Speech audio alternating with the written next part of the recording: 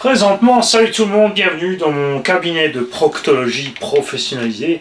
Nous allons aujourd'hui opérer le tulle du Hubo HyperMT X. La dernière fois, nous avons fait un raccord de la colonne lombaire. Cette fois, il a flingué au niveau de la partie située entre le scrotum et le trou du tulle. Quoi? Faut rester dans le thème, c'est normal. On va encore recommencer ce qu'on a déjà fait, mais cette fois on va ouvrir complètement la cellule de diff, puisqu'on a sur la même opération. Il faut donc prendre un outil comme ça, parce que c'est vraiment ce qui va le mieux pour aller sur le petit écrou M3 qui est là.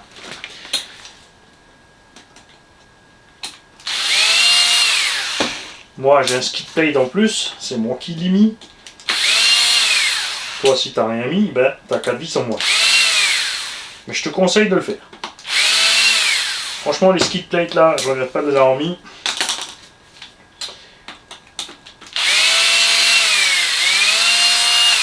T'en as une à gauche et une à droite avec un écrou M3.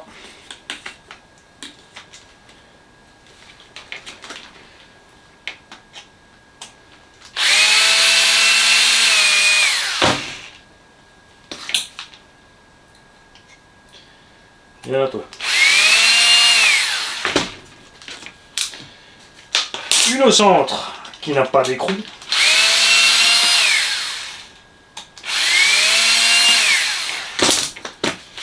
Ensuite, tu peux enlever ces deux-là.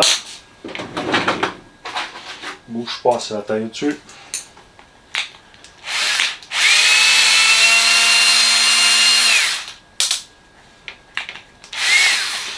Alors, ça c'est une que j'ai remplacée moi parce que je l'avais arrachée, donc j'en ai mis une plus longue. Sinon c'est une comme ça. Mais si elle s'arrache, effectivement, tu peux passer à travers. Et en cas de besoin, même encore ajouter un écrou M3 derrière, bien sûr. Ça perce à travers, ça va fragiliser un petit peu, mais c'est super flex. Et de tout le temps que je roule les Hubo MT, puisque c'est depuis le début qu'ils ont ce même pare-choc. Maintenant, je te dis une bêtise, ça a été modifié ça. Avant, il y avait un truc tout fin à la place. Exact. Exact. C'est à partir du MT2 seulement qu'est sortie cette pièce. Entre, tu n'oublies pas régulièrement de t'hydrater.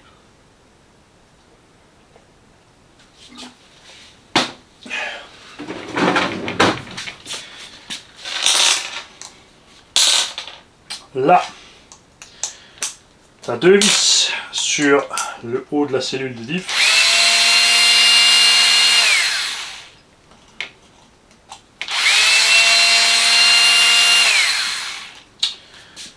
Et deux vis sur le bas. T'as pris le mauvais embout. Je voyais ça plus gros. Ah ah. À plus pile, mamie. À plus pile. Ah, allez. Vaillante petite visseuse. Fini le boulot. Ça vous a perdu. Parce que je ne vais pas le remonter tout de suite et je suis en train de me demander si je ne vais pas démonter le combo castle dessus pour le mettre dans le sledge.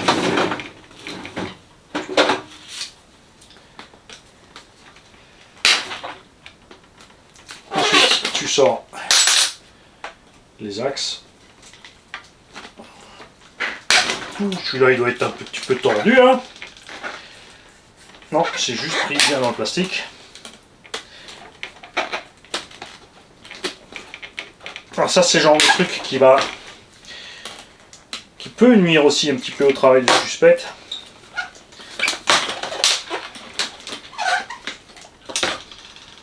On va le sortir, il n'y a pas besoin, mais on va le faire. Non, ça va. C'est encore droit. La cellule est maintenue encore en bas par deux vis.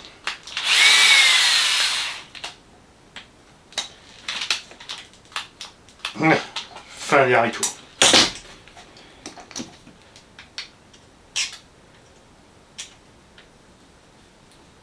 Voilà, il sort de là. Ouais. Si t'arrives pas à faire ça, il va falloir travailler tes mains.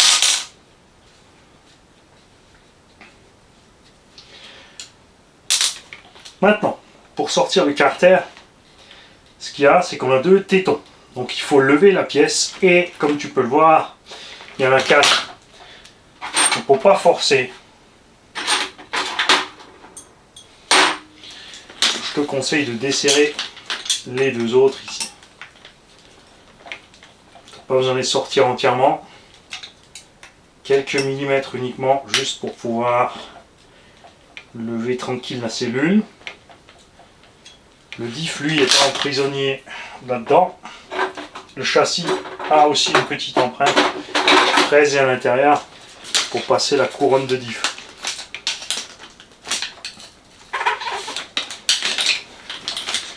Attends, faites à l'envers, ça va aller.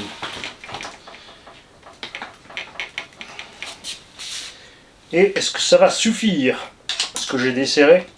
Ouais, ça va.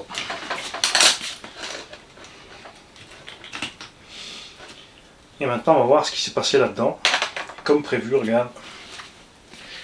Ah, cassé. Alors, c'est un truc qui ne va pas t'arriver souvent sur la MTX, surtout pas en 6. Là, c'était en 8 et c'est arrivé parce que on a des roues plus lourdes. Elles sont quand même plus lourdes que les origines et que j'avais un souci gaz-frein. Effectivement, il lui manque une dent sur le pignon d'attaque. Et c'est pour lui qu'il va falloir sortir la cellule entière.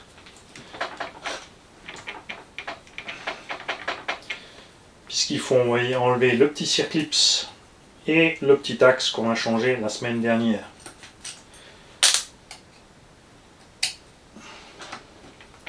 Et tu vois qu'il n'y a pas de mystère quand tu fais le bourrin avec tes machines. On a sorti le MTX, il fallait le réparer. On a ressorti, il a fallu le réparer. On a fait pareil avec le Techno.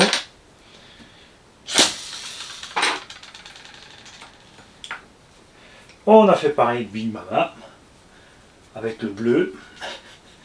Pas le Outcast, parce que c'est pas le mien.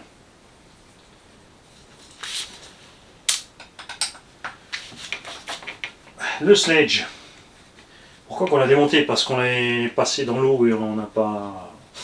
On a zappé. On l'a laissé rouiller, tout simplement. Le REVO, parce que c'est l'heure de la révision.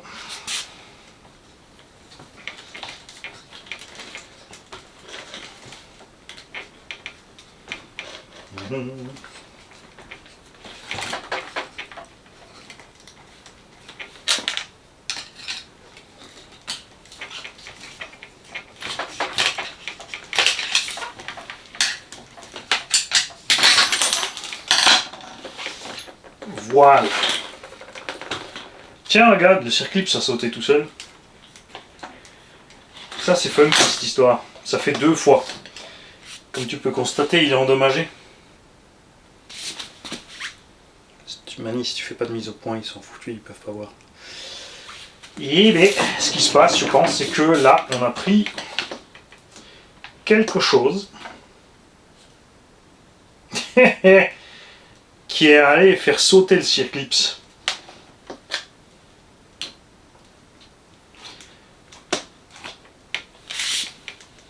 Et l'axe, il est plus là du tout. Alors lui, il a giclé complètement. Évidemment. Alors au moment, je vais vous montrer quand ça va être dehors, où on a eu le gros clac et qu'on a remarqué qu'on avait pété une dent quelque part. Si à ce moment-là, on s'était arrêté, on aurait eu uniquement ça. On n'aurait pas encore fait sauter le reste. Et on n'aurait peut-être même pas flingué la couronne de diff. C'est parce qu'on a insisté lourdement qu'on a abîmé les dents ici. Et elles sont abîmées, elles ne sont pas encore sautées. C'est fou ça quand même.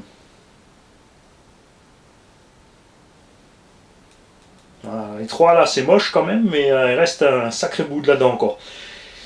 On va pas faire un provisoire, on va commander tout ce qu'il faut pour la machine. Et ouais, on va sortir le combo Castle. Alors on va mettre ça de côté. Tu vois aussi rapidement à quelle vitesse ça va pour te retrouver avec un stock de machines en vrac. Donc je rappelle qu'on a démonté le X-Max, le XRT, le Sledge, le Revo, le MTX, le Techno.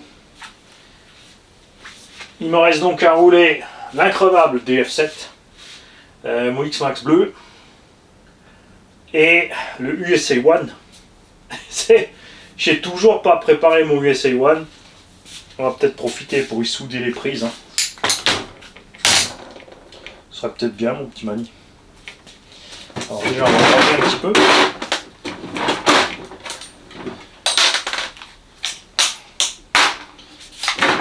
Les batteries j'ai à côté. On va chercher tout à l'heure, on va finir tout ça à la main, à l'ancienne.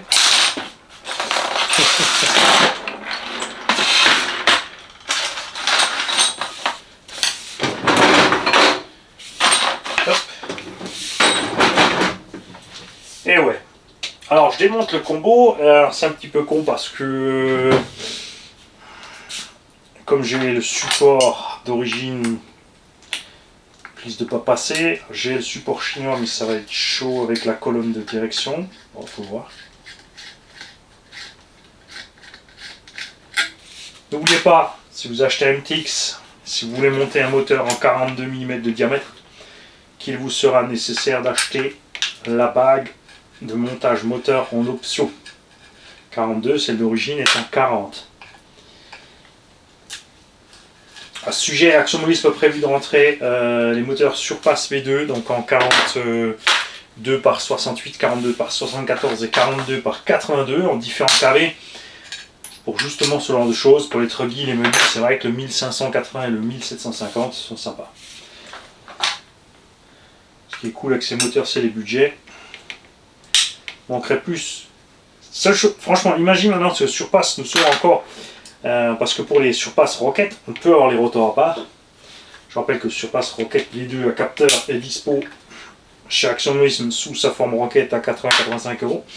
Qui est dispo chez Papa W à peu près 100 € sous la forme WS Line, et que tu peux l'avoir sous Connect e-model à 120 €. Donc chacun son petit prix, chacun sa petite couleur.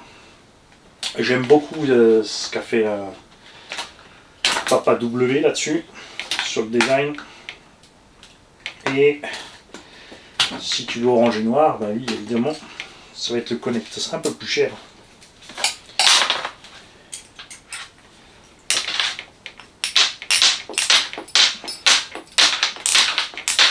Eh oui, tout est monté au frein filet. Alors, quel combo je vais mettre là-dedans? Je ne sais pas encore. Super content avec le Castle. D'accord. Mais niveau tarif, évidemment, c'est un peu overkill. C'est quoi, je crois, je sais même plus combien il vaut le XLX. Enfin, mon Monster X, pas le XLX, plus le moteur.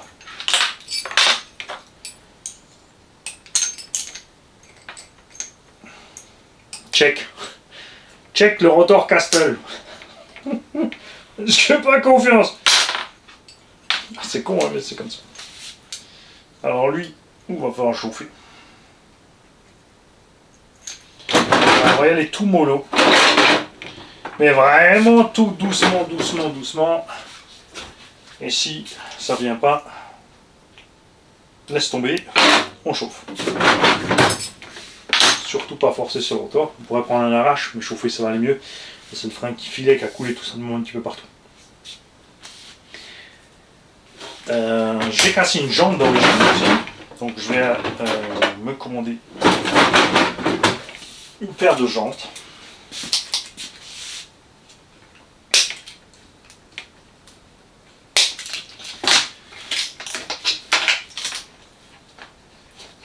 Et j'hésite à repasser celui-là en 6. Alors le RTR est à peu près du MTX dans les 700 €. Je suis pas grand fan du moteur 6S qu'il y a dessus. Il faut rester sur un petit pignon, faut faire gaffe parce que ça chauffe. Ça aurait été sympa si Obao avait, à l'image de scène, utilisé un moteur en 82 mm. Avec moins de kV vu le poids de l'engin.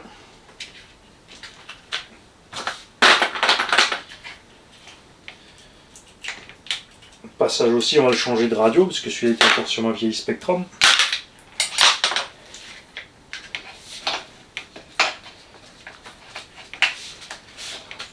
Alors tout ce qu'ils ont fait au centre pour empêcher les câbles de se prendre dans là où il ne faut pas, ça c'est cool.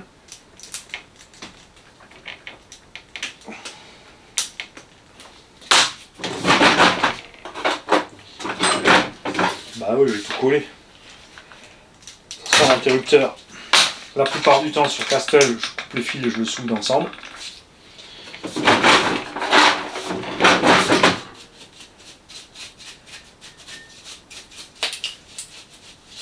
C'est vrai que toi t'es léger pour aller dans le sledge. Hein.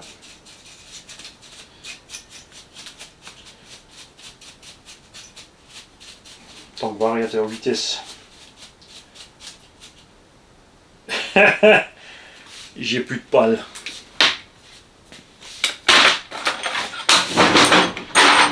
J'ai plus de pales. C'est bien aussi qu'on en cause. Ventilo moteur. On va ces prochains temps faire une série de vidéos comme ça pour une raison très simple, c'est que c'est vrai qu'on a des vidéos dédiées à certains sujets, mais faire un rappel régulièrement, j'ai remarqué, est plus utile. Donc pour les ventilos, quand tu veux les commander, tout ce que tu dois faire, c'est prendre la taille du boîtier et selon le cas, l'épaisseur. Ici maintenant tu vois il est vissé directement dehors avec les 4 vis. Donc l'épaisseur tu t'en fiches, tu peux mettre des vis plus longues et tu peux mettre un ventilo plus épais. Pour la hantise pour beaucoup c'est la prise. Pour moi non. Si j'utilise un ventilo qui arrive sans prise ou avec une autre prise, je coupe mes câbles. Je remets le rouge sur le rouge, le noir sur le noir. Il n'y a pas d'effort sur ces trucs. Tu n'es pas obligé de souder. Tu dénudes, tu tortilles, bien sûr tu as mis une gaine thermo avant, tu remets, tu mets ta gaine thermo comme il faut. Ça m'a jamais posé de problème. Et tu remets ça dedans. Donc tu prends la dimension, c'est toujours des carrés, hein, sinon on n'a pas de problème, ça c'est un 40. Donc c'est un 40 par 40 et en épaisseur on est à 11. Donc tu mets 40 par 10 ou 40 par 11 ou par 12, tu verras, tu vas trouver des trucs. Alors, tu vas trouver différents voltages, 5 volts, 12 volts, 24 volts.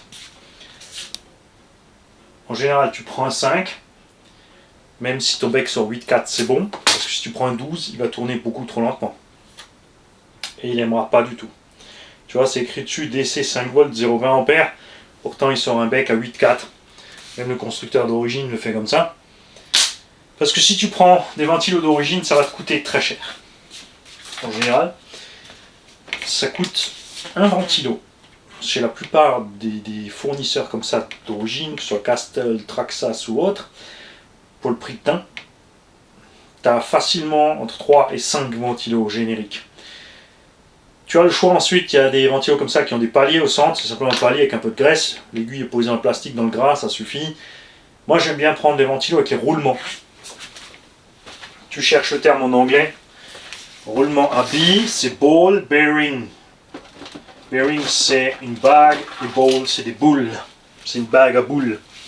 C'est facile à retenir quand même. Et tu as toutes les dimensions possibles. Tu as différents fabricants. Ici on a du G-Wolf 5 volts, 8000 tours. Tu as Rocket qui fait des 13 000, 15 000 tours sous différents voltages. Tu as ceux-là, GDS Time, qui sont sur roulement à billes justement. J'achète des paquets de 5 ou de 10. Je te le redis, moi je m'en tamponne de la prise qui arrive. Mais royal. Et du coup, tu t'emmerdes pas. Tu vois, 5 volts 0,20 ampères, 5 volts 0,20 ampères. Basta. Le câble, on coupe, on voit ce qu'il faut. Les génériques sont pas super rapides. C'est prévu comme ça et ça suffit la plupart du temps. Et justement, si tu mets par exemple du Rocket qui a beaucoup plus de tours minute, évidemment, tu vas te retrouver avec une sacrée turbine de refroidissement là-dessus. Alors, ça, la plupart des véhicules, selon les varios, ça peut aider. Il y a des varios qui sont un peu limites selon le poids du véhicule, ou le moteur, ou la taille du pignon qui est monté dessus. Et dans ce cas-là, ça peut servir de mettre des ventilos Rocket. Par exemple, si tu utilises un variateur Maxxis dans un X-Max avec le 1100 kV, ou avec le Schwabentech 1000, c'est sympa de mettre le Rocket, parce que le petit refroidissement en plus, en été, va te servir. Pour récupérer le câble, tu as plein de solutions. Tu peux couper proprement, ou tu peux le sortir de là comme un goré. Tu vois, c'est tout. Tu as le choix. Tu peux aussi modifier bien sûr là, mais là c'est le câble qui est fourni avec. Évidemment, si tu as changé ton ventilo, si tu as modifié un câble, et si ton truc est sous garantie, quand tu le renvoies en garantie, ils vont te dire oh oh oh, c'est plus origine, pas pris en compte. Si tu envoies le ventilo cassé, ils vont dire t'as chauffé à cause du ventilo cassé, c'est ta faute, tu te démerdes. Donc faites gaffe, évidemment, à tout ça. Parce que ils aiment bien, hein, sur la garantie, pif paf à gauche, pif paf à droite, et hop, je t'ai enfumé la garantie. Pensez donc régulièrement à checker vos ventilos. L'idéal, c'est après chaque run. Il faut jeter un coup d'œil aux pales. Si rien n'est passé dedans, rien ne coince le ventilo avant de commencer à enchaîner.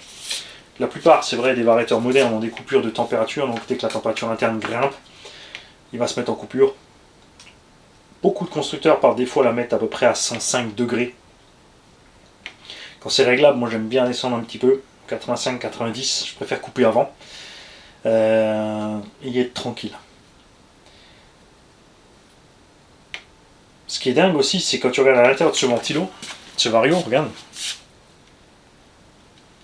les ailettes vont jusqu'ici. En fait, si on enlève le carter, on a le vario, il est tout petit, tout plat.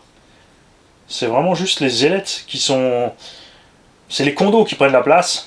Ils ont profité de la hauteur des condos pour tirer les ailettes jusque là. Mais c'est assez fou quand même. Hein.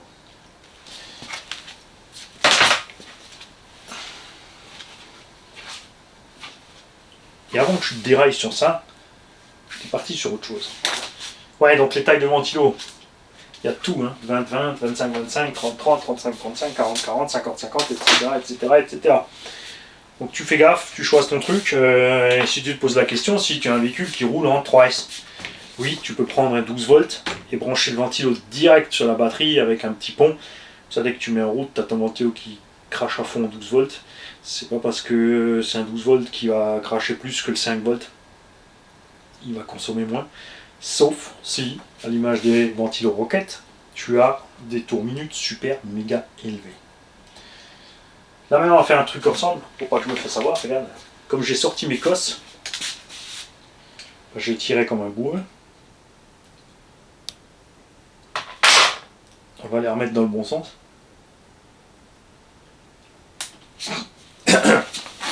Perdu, essaie encore.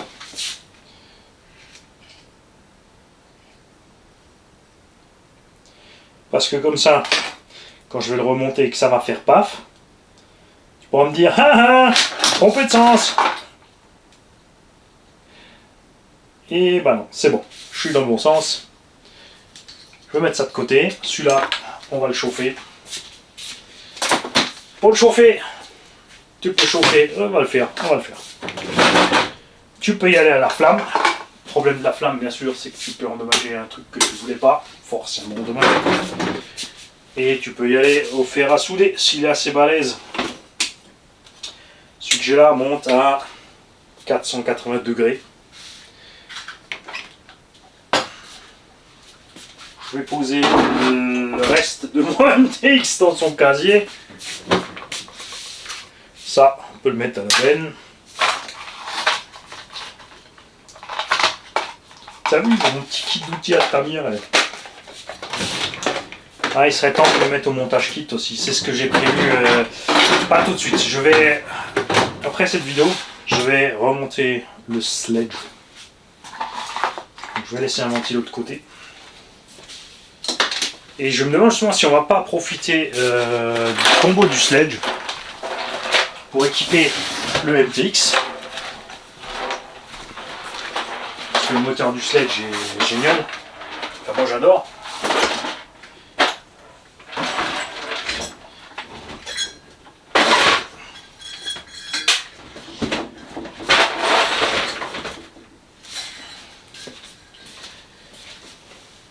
Parce que mine de rien, j'ai pas roulé le MTX en 6S. Si, je l'ai roulé, mais si. Qu'est-ce que tu fais, Mani? Tu l'as roulé en 6S avec ce moteur? Ouais. Alors, tout ce que tu as à faire, c'est poser ton fer à souder sur ton pignon. Tranquille.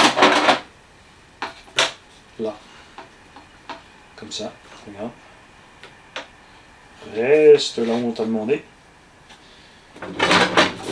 Et t'attends que ça fume.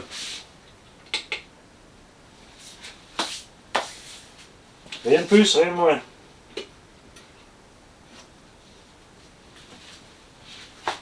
Surtout, tu n'oublies pas que c'est branché et que ça chauffe.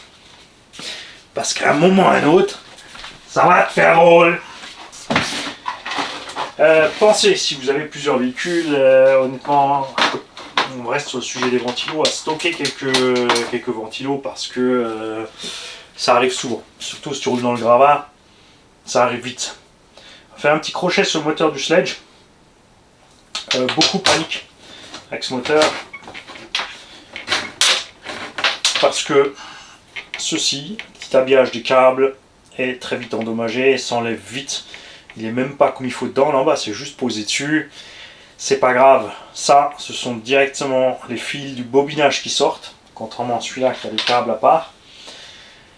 Et ils sont isolés l'un de l'autre, donc même s'il n'y a pas de gaine, normalement, tant qu'ils ne sont pas coupés, taillés et qu'ils ne se touchent pas une fois qu'ils ont été coupés, taillés, il ne se passera rien, d'accord? Et on peut peut-être même le mettre comme il est là, avec son pignon de 13 dans le MTX.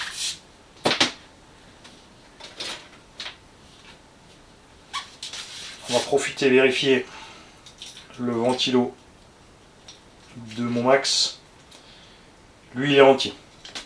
Ça c'est pareil, n'hésite pas à le faire. De temps en temps, tu ouvres ton Vario et tu le nettoies. Je t'assure qu'il vaut mieux le faire régulièrement que de jamais l'ouvrir. Parce que de toute façon là, sur les Vario modernes, ils sont tous coulés dans la résine, donc tu n'endommages rien. Tu risques plus comme dans le temps. C'est vrai qu'on ouvrait les Vario, on se retrouvait avec les platines qui se séparent, les branchements qui se séparent, et là tu pouvais faire des dégâts. Alors que là, tout ce que tu enlèves, c'est ton capot pour atteindre ton ventilo, et c'est une pièce aussi, effectivement, je te le redis, qu'il faut régulièrement contrôler, et il faut aussi régulièrement faire un entretien à ce sujet-là.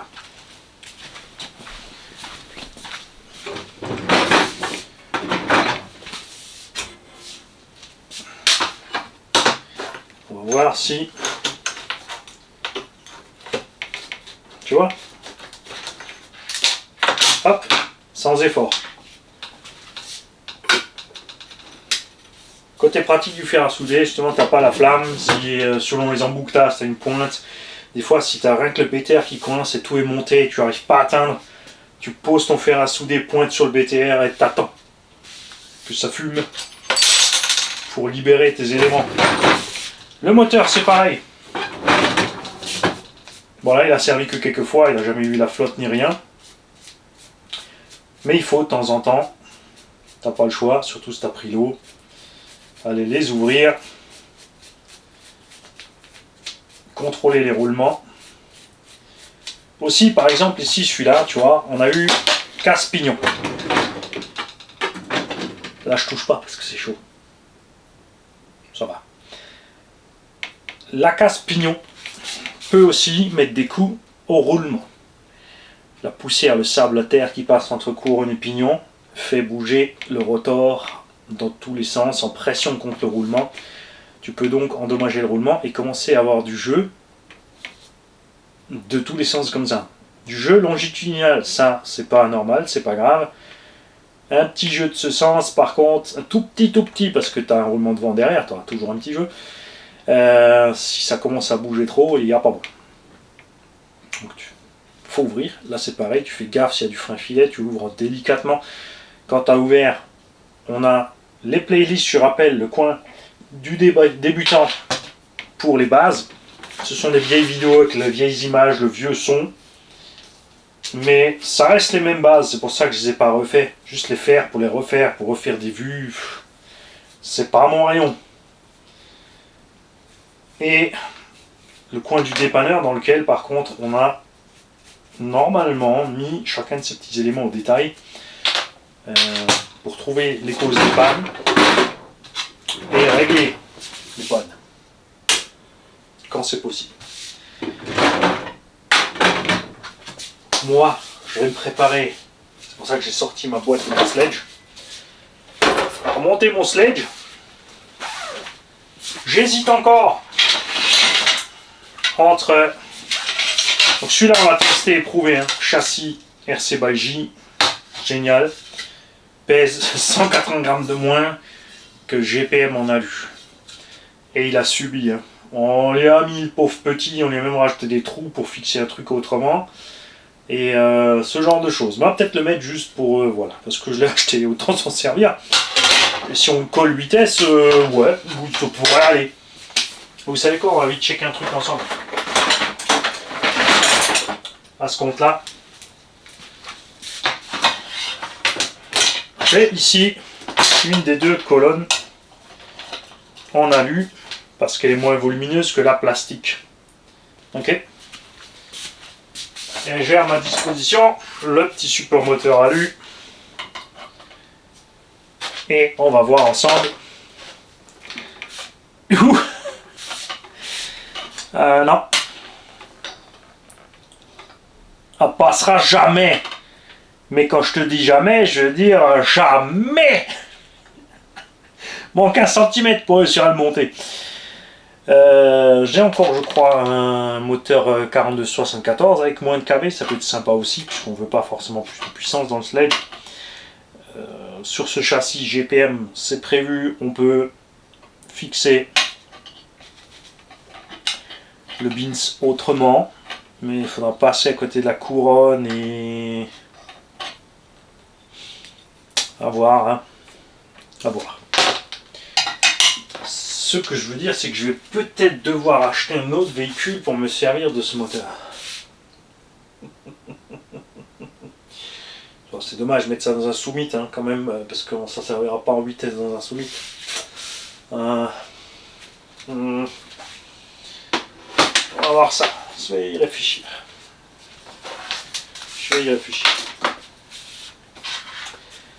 Alors, est-ce que je vais refaire mon sledge léger en 6?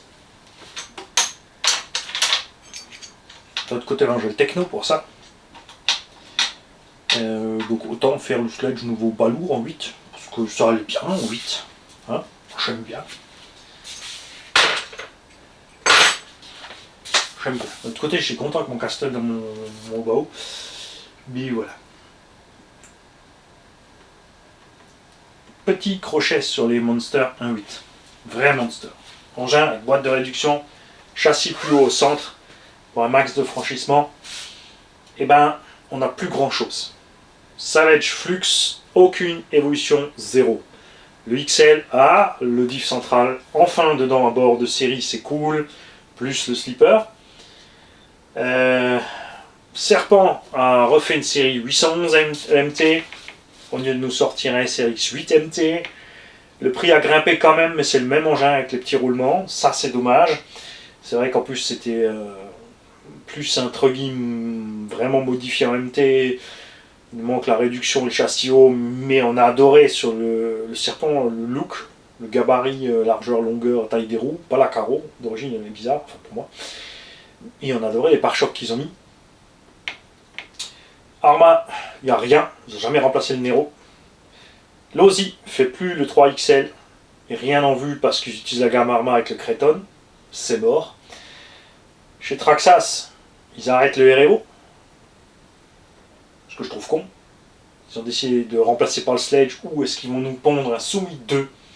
Donc un Summit 2, ce sera un REVO2 avec les blocages diff. Donc ils pourraient faire ce que faisait le REVO2, en mieux parce que maintenant ils savent où ça coince. Je pense, au bout de 25 ou 30 ans qu'ils font ce châssis quand même. Et en plus, on pourra avoir le franchissement du Summit. Hein. Ça, tu vois, on sait pas trop. Sen, ils sont restés sur le Reaper. Ils nous ont parlé il y a 2-3 ans de faire un Reaper 2 avec des bras plus longs, des amortos plus longs. Raté, on a que dalle.